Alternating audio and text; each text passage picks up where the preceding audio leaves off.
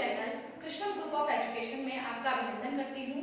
आज जो मैं आपको टॉपिक पढ़ाने जा रही हूँ वो हमारा है शब्द व वाक्य। जैसे कि मैंने आप लोगों को भाषा के बारे में बताया था, जिसके अंदर मैंने आपको भाषा के बारे में मौखिक, लिपिक और सांकेतिक भाषा बताई थी, उसी के अंतर्गत मैंने आगे आपको वर्ण विचार के बारे में पढ़ाया था। उसी के अंगों के आधार पर मैं आपको शब्द और वाक्य पढ़ाने जा रही हूँ। आज जो मैं टॉपिक ले रही हूँ, सबसे पहले शब्द ले रही हूँ।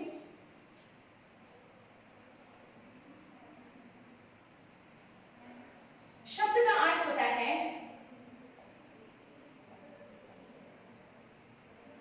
वर्णों के सार्थक समूह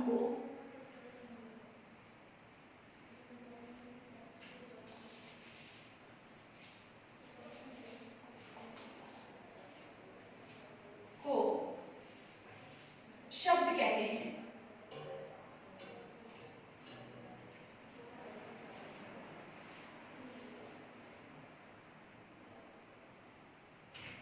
जैसे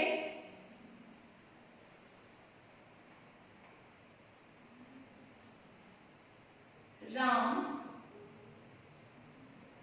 कलम,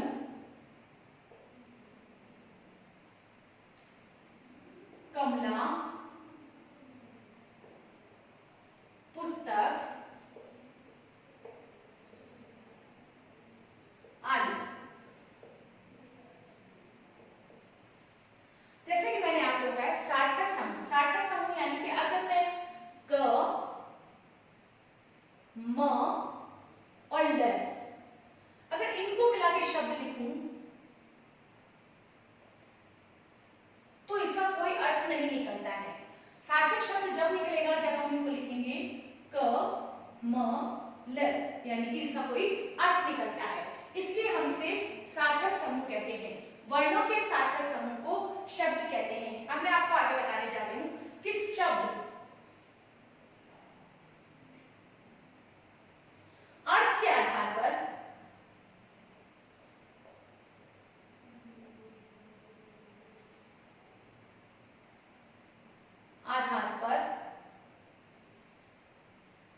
दो प्रकार के होते हैं।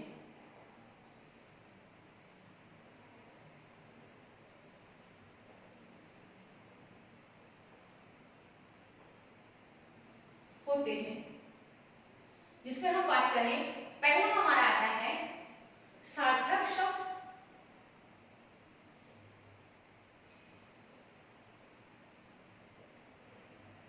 और दूसरा हमारा आता है निरर्थक शब्द।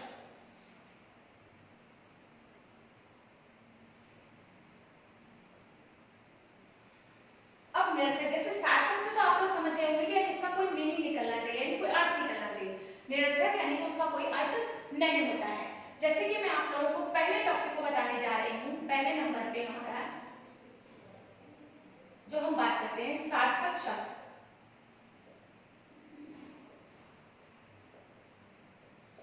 सार्थक शब्द यानी कि जिसका अर्थ निकलता हो, जिसका एक निश्चित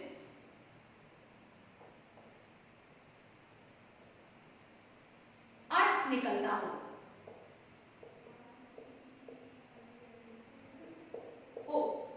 जैसे कि मैंने आप लोगों को पहले बताया था, उदाहरण के तौर पे हिमालय, भारत आदि। वापस से बताती हूँ, शब्द क्या है? वर्णों के सार्थक समूह को हम शब्द कहते हैं और शब्द के अर्थ के आधार पर दो भेद होते हैं। एक होता है सार्थक शब्द और दूसरा होता है निरर्थक शब्द। मैं आपको बताऊं, सार्थक शब्द जिसका एक निश्चित अर्थ निकलता हो, जिस शब्द का एक निश्चित अर्थ निकलता हो, निश्चित अर्थ निकलता है, उसे कहते हैं सार्थक शब्द। उदाहरण के लिए हिमालय, भारत आदि। अब मैं आप लोगों को बताती हूँ कि सार्थक शब्द को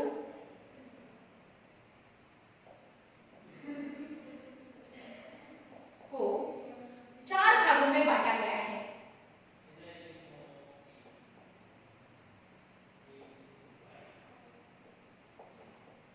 बांटा गया है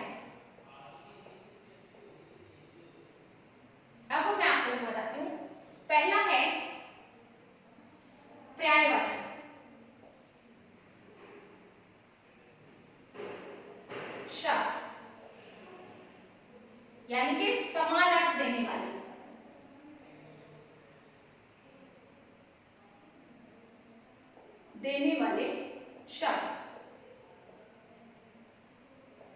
शब्द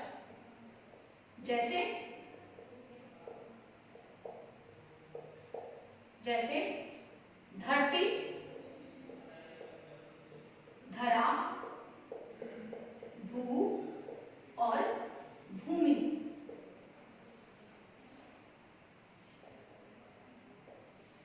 पर्यायवाची सार्थक शब्द के चार भागों में बांटा गया है। पहला, पर्यायवाची शब्द समानार्थ देने वाले शब्द, यानी इनके अंदर जो होता है वो होता है एक ही शब्द के एक ही समान अर्थ निकलते हैं। जैसे कि धरती, धरा, भू, भूमि, इन तीनों का ही अर्थ धरती ही होता है। अब मैं आप लोग बता रही हूँ, इसका दूसरा जो है वो है हमारा विलोम शब्द।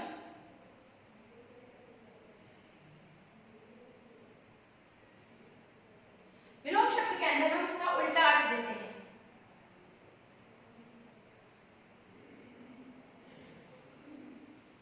उल्टा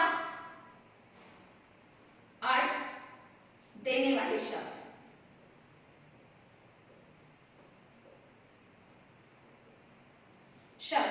जैसे कि मैं बताऊं आपको, रात, इसका उल्टा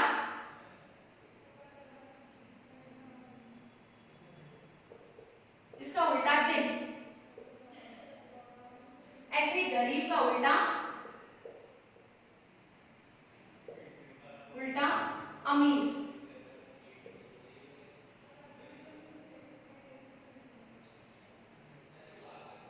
दुख का उल्टा सुख। मैं वापस से बता देती हूँ, विलोम शब्द यानी कि उल्टा अर्थ देने वाले शब्द, जैसे रात, दिन, गरीब, अमीर, दुख, सुख। इन शब्दों इनके बारे में मैं जब आगे एक अलग से पार्ट लूंगी तब मैं आपको और अच्छे से एक्सप्लेन करूंगी। अभी मैं सार्थक शब्द के अंतर्गत कर रही हूँ, इसलिए मैं थोड़े ही रूप में आपको एक्सप्लेन करूंगी। थर्ड नंबर पे हमारा आता है एकार्थी शब्द।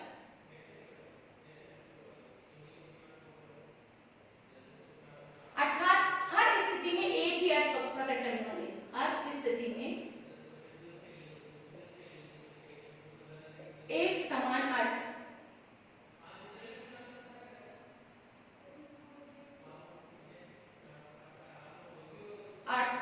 प्रकट करने वाले शब्द जैसे पुस्तक,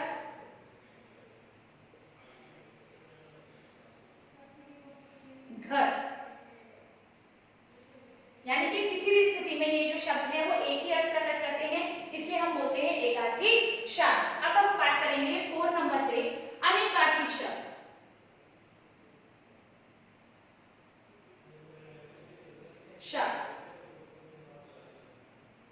जैसे कि मैं आप लोगों को बता दूं, इसमें अलग अलग अर्थ प्रकट होते हैं, अलग अलग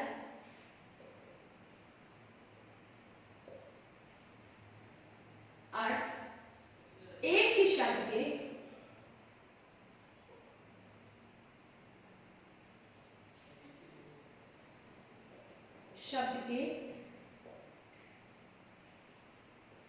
प्रकट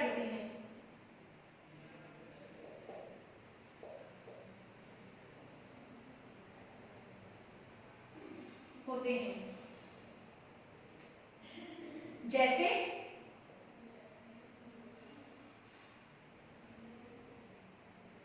जैसे कि हम बात करें पर का अर्थ पंख भी होता है और परंतु भी होता है।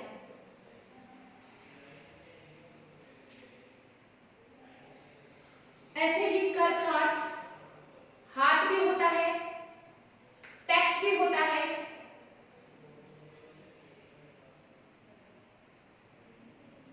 यानी कि एक ही शब्द के अनेक अर्थ निकलते हैं। मैं एक बार आप लोगों को और बता देती हूँ, शब्द वर्णों के सार्थक समूह को शब्द कहते हैं। शब्द का अर्थ के आधार पर दो भेद होते हैं, सार्थक शब्द और निरर्थक शब्द। सार्थक शब्द में जिसका एक निश्चित अर्थ निकलता है उसे कहते हैं सार्थक शब्द। जैसे कि मैंने आपको बताया हिमालय भारत। सार्थक शब्द को 4 भागों में बांटा गया है।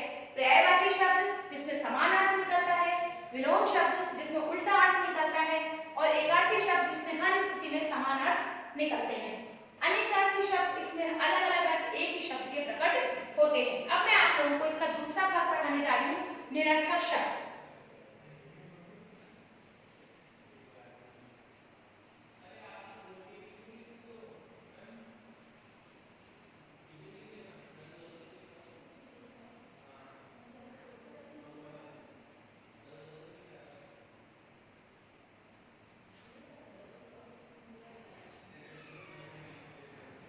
शब्द के दूसरे भाग पर आते हैं, वो है हमारा निरर्थक शब्द।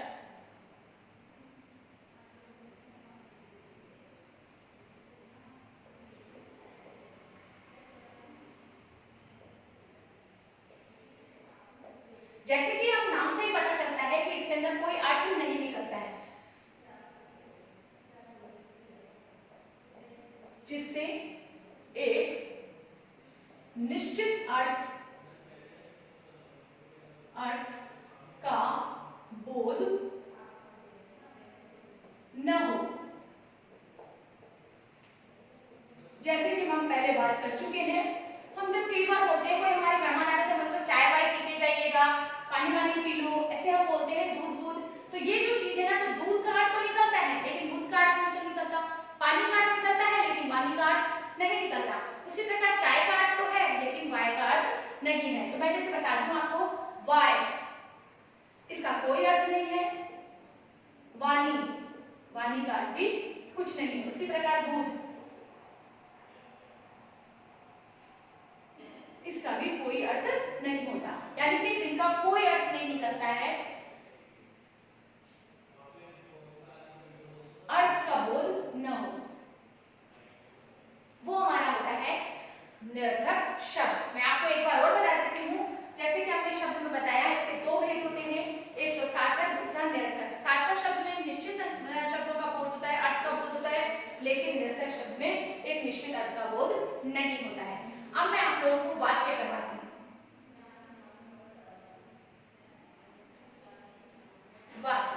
वाक्य में हम जैसे कि हम शब्दों में बात करते हैं कि वर्णों का समूह होता है, उसी प्रकार वाक्यों में शब्दों का समूह को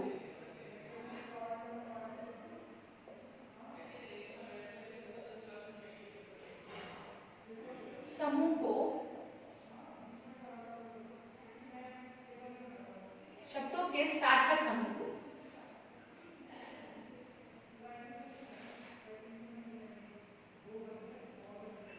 को वाक्य कहते हैं।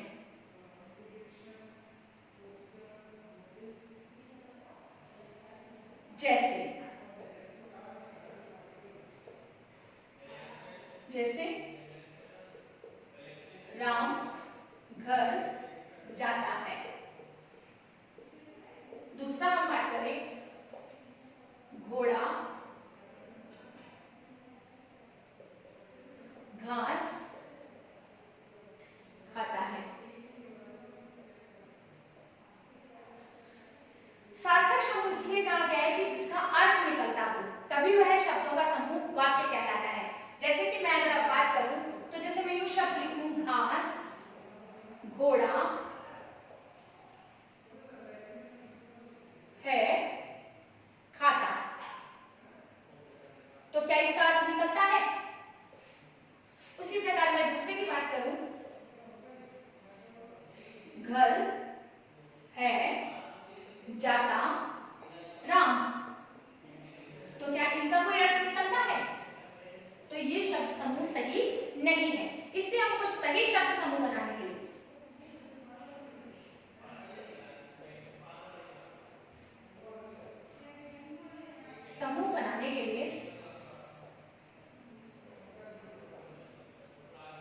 लिए उचित क्रम में लिखना पड़ेगा। क्रम में लिखना पड़ता है। जैसे कि मैं आप लोगों को बता दूं, घोड़ा घास खाता है,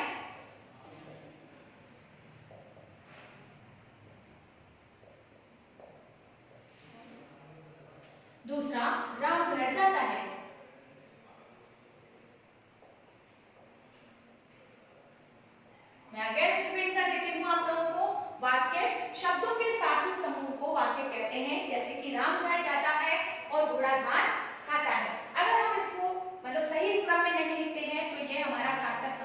नहीं होता है। जैसे कि घास घोड़ा है खाता, तो ये समूह सही नहीं है। घर है जाता राम, तो ये भी सही समूह नहीं है। सही समूह में लिखने के लिए हमको उसे उचित क्रम में लिखना होता है। किसमें लिखना होता है? उचित क्रम में लिखना पड़ता है। जैसे कि घोड़ा घास खाता है, राम घर जाता है। उसी प्रकार वाक्य के भी दो अंग होते हैं।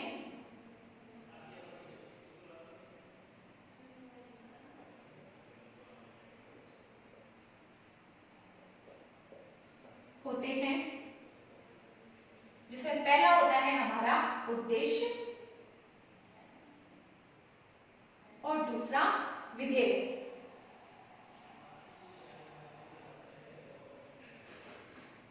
वाक्य के दो अंग होते हैं, पहला उसमें होता है उद्देश्य और दूसरा विधेय। अब आप कहेंगे कि उद्देश्य और विधेय क्या है मैम? तो मैं आप लोगों को बता दूं कि ये ऐसे पार्ट है जिसके द्वारा वाक्य का निर्माण होता है। तो मैं आपको बताती हूँ सबसे पहले उद्देश्य के बारे में।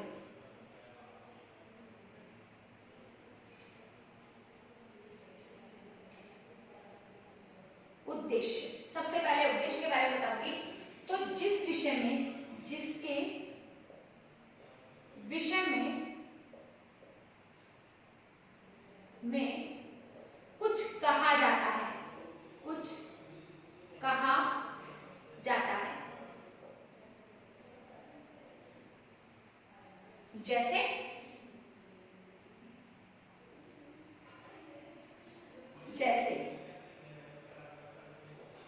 जैसे कि मैं यही ले लेती हूं, राम घर जाता है,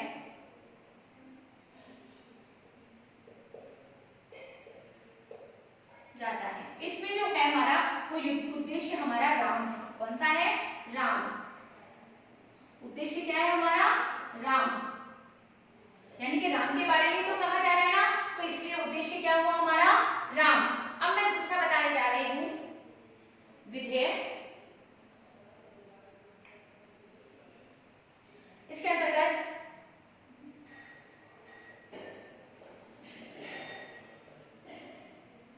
उद्देश्य के विषय में जो कुछ कहा जाए, कुछ कहा जाए।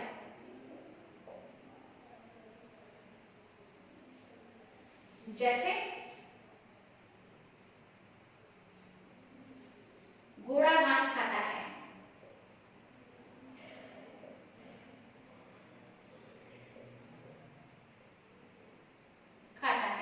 इसके अंदर जो हमारा घोड़ा शब्द है वो हमारा उद्देश्य,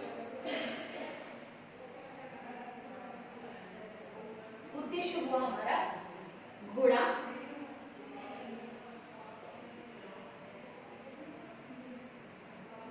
और घास खाता है,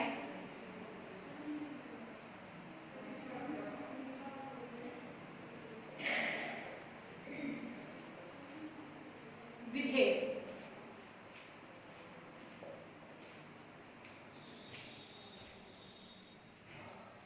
वापस से मैं एक्सप्लेन कर देती हूँ। वाक्य शब्दों के सार्थक समूह को वाक्य कहते हैं। जैसे राम घर जाता है, घोड़ा घास खाता है, तो उसके अनुसार जैसे कि हम बता रहे हैं कि घोड़ा घास खाता है, अगर इसको हम जम्बल वर्ड करके यानी उल्टा सीधा करके लिखेंगे तो ये हमारा सार्थक समूह नहीं कहलाता है। सार्थक समूह बनाने के लिए हमको उचित क्रम में उसको लिखना अत्यंत आवश्यक है। जैसे कि मैंने यहाँ लिखा है कि घर है जाता है राम, तो ये शब्द में जो समूह है वो बिल्कुल भी सही नहीं है। हमको सही रूप में लिखने पर ही उसका अर्थ प्राप्त होता है। वाक्य के दो अंग होते हैं, उद्देश्य और विधेय। उद्देश्य के अंतर्गत हम बात जिसके विषय में हम जो कुछ भी कहते हैं वो हमारा उद्देश्य के अंतर्गत आता है। जैसे कि राम घर जाता है, तो यानी राम के बारे में हम कुछ कह रहे हैं तो वो हमारा उद्देश्य के अंतर्गत आता है। उसी प्रकार अगर विधेय की बात करें तो उद्देश्य के विषय में जो कुछ कहा जाए वो हमारा विधेय कहलाता है। जैसे कि घोड़ा घास खाता है, तो इसमें घास खाता है, ये हमारा विधेय होता है। इसके अलावा अगर आप लोगों को फिर भी कुछ अगर समझ में नहीं आया हो तो कमेंट सेक्शन में मुझे जो भी आपके डाउट्स हैं उन्हें भेजकर मैं नेक्स्ट क्लास के अंदर उसको सॉर्ट आउट करूंगी। और इस YouTube को मतलब जो मैंने बनाया है वीडियो, उसको आप लाइक कीजिए और सब्सक्राइब कीजिए। Thank you.